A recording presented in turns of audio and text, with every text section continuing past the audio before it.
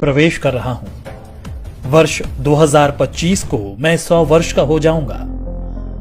वर्ष 1925 में विजयादशमी के दिन नागपुर में डॉक्टर केशव राव बलिराम हेडगेवार जी ने मुझे संघ रूपी जिस बीज के रूप में रोपा था, तब किसी ने भी नहीं सोचा होगा कि मैं एक वट वृक्ष बन जाऊंगा।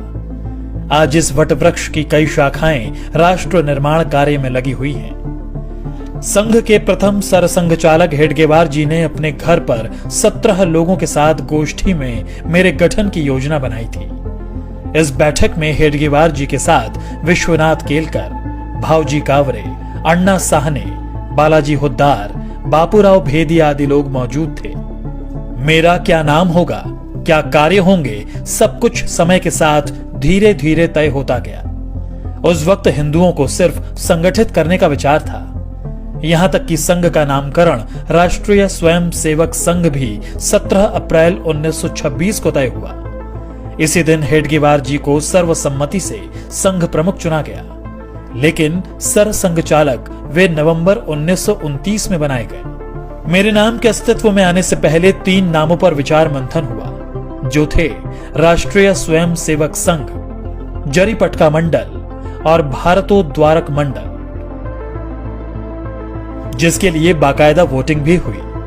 नाम विचार के लिए बैठक में मौजूद 26 सदस्यों में से 20 सदस्यों ने राष्ट्रीय स्वयंसेवक संघ को अपना मत दिया, जिसके बाद मैं यानी आरएसएस अस्तित्व में आया। पिछले कई दशकों से लगातार देश के कोने कोने में संघ की शाखाएं लग रही हैं। हेडगेवार जी ने व्यायामशालाएं और अखाड़ों के माध्यम से संघ कार्य को आगे बढ़ाया था। स्वस्थ और अनुशासित स्वयंसेवक होना उनकी कल्पना में था। 96 वर्ष के सफर में आज मेरे 80 से ज्यादा समविचारी और अनुषांगिक संगठन हैं। दुनिया के करीब 40 देशों में मैं सक्रिय हूं। पर मेरा यह सफर इतना भी आसान नहीं था। कई ऐसे मौके आए जब मुझ पर आरोप प्रत्यारोप भी लगे और यहां तक प्रतिबंध भी लगा दिया गया। इस दौरान स्वयं सेवकों के साथ दुर्व्यवहार भी हुआ, लेकिन हम स्पष्ट थे क्योंकि हमारा लक्ष्य स्पष्ट था।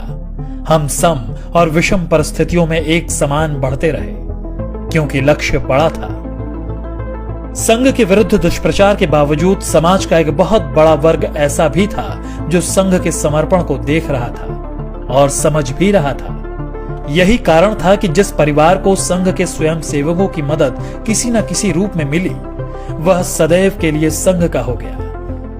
मैं तो अपने कार्य पथ पर अपने स्थापना के साथ ही निरंतर चलता रहा।